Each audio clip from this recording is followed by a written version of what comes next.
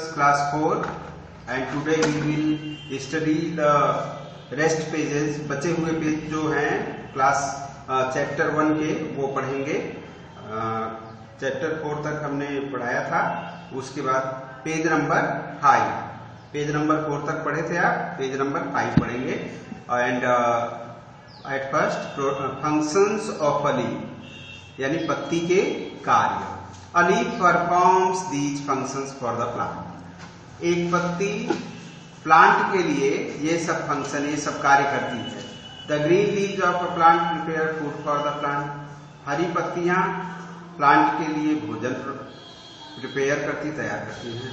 Leaves help the plant to breathe through the stomata. पत्तियां stomata के जरिए, stomata के द्वारा प्लांट्स को ब्रीथ करने में मदद करती है, सांस लेने में मदद करती है. Some leaves also store food prepared by the plant. कुछ पत्तियां प्लांट के द्वारा तैयार किए गए भोजन को स्टोर भी करती हैं. अब ये जो डू एंड लर्न है, इसको आपको खुद करना है और इसका स्टडी करना है. ठीक है, this is learning by doing. Okay, now we will study the process of making food. भोजन बनाने की प्रक्रिया. Photosynthesis is the process by which green plants make their own food. Photosynthesis वह प्रक्रिया है जिसके द्वारा प्लांट्स अपना खुद का भोजन बनाते हैं. Photo means light and synthesis means putting together. Photo का अर्थ है प्रकाश और सिंथेसिस का अर्थ है एक साथ रख देना. In the presence of sunlight, water and carbon dioxide and green leaves prepare their food. तो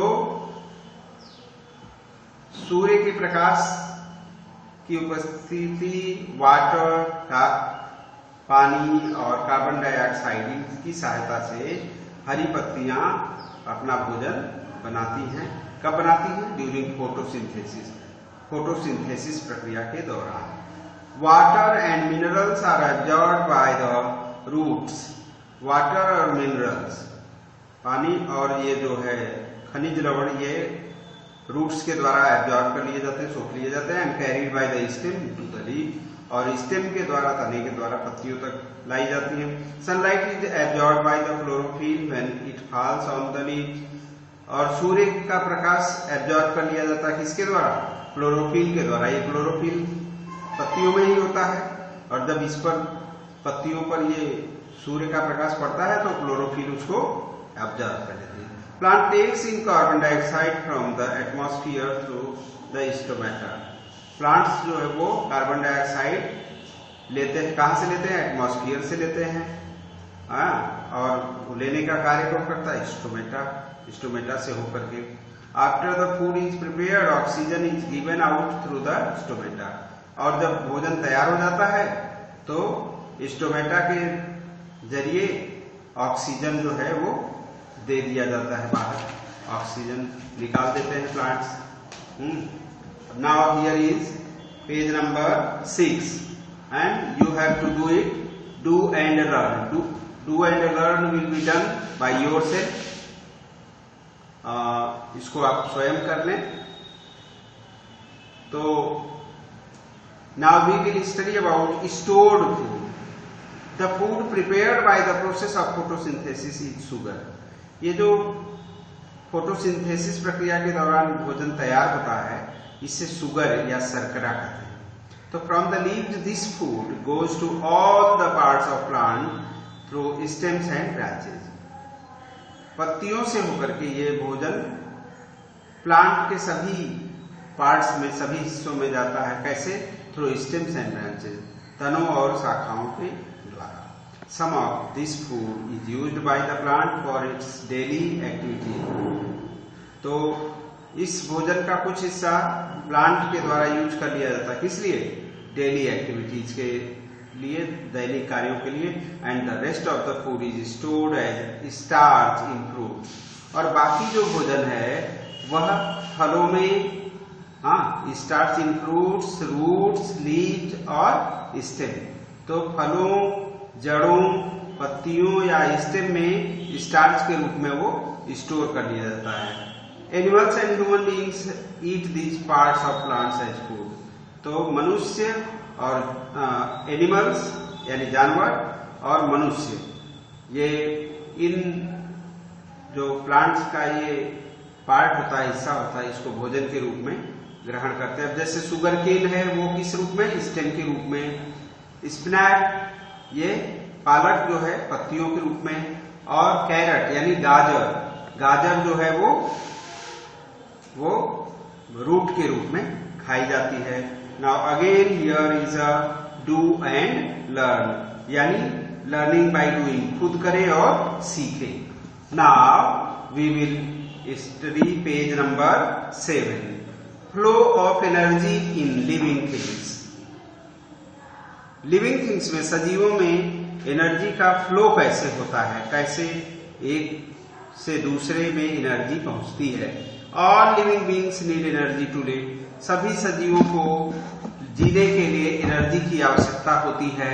this energy comes from food, ये ऊर्जा भोजन से आती है।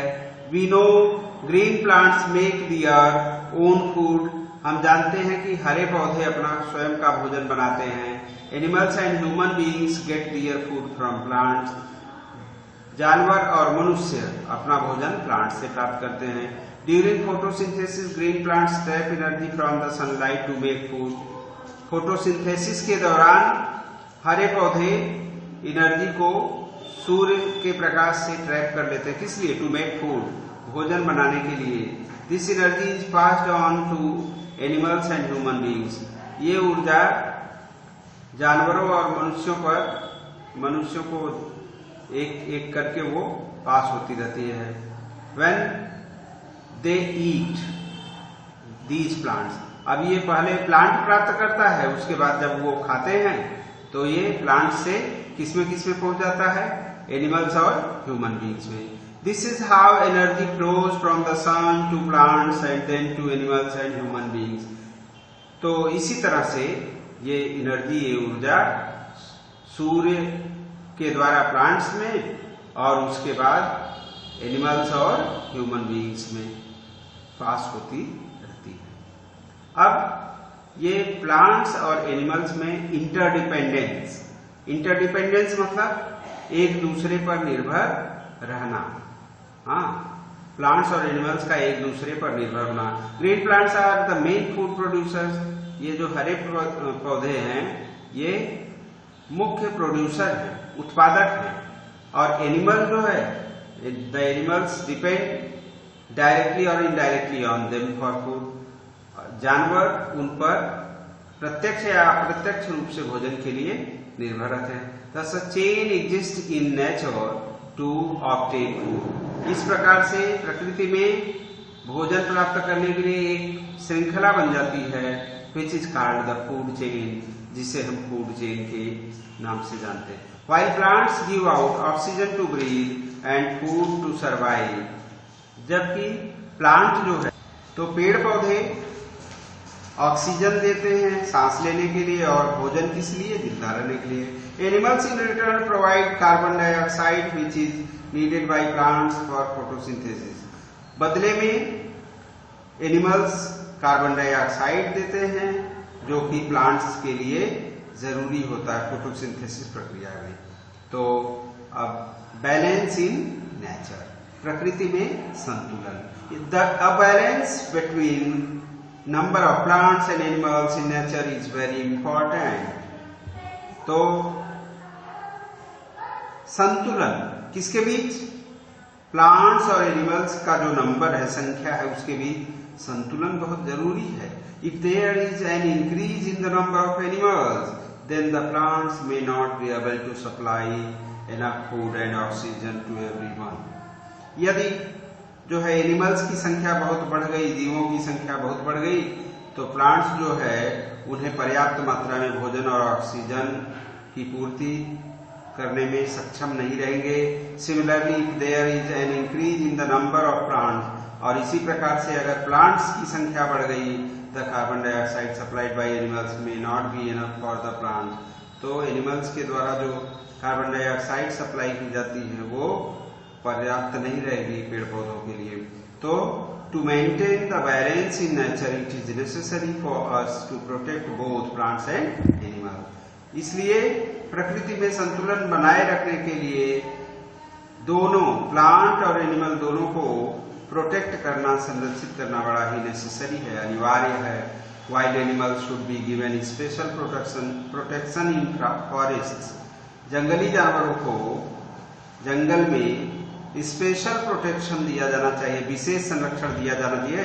For this wildlife reserves and sanctuaries are built. इस कार्य के लिए वाइल्ड लाइफ सेंचुरी जो है, वन्य जीव अभ्यारण्य और रिजर्व्स जो है बनाए गए हैं. To carry on with the life on earth, a balance in nature should be maintain. तो पृथ्वी पर जीवन को जारी रखने के लिए प्रकृति में एक बैलेंस, एक संतुलन को मेंटेन रखना चाहिए. और आगे next, these new words should be learned by you. Please learn these words: chlorophyll, xylem, phloem, food chain, and thank you. Read it again, and chapter 1 completed now. Thank you.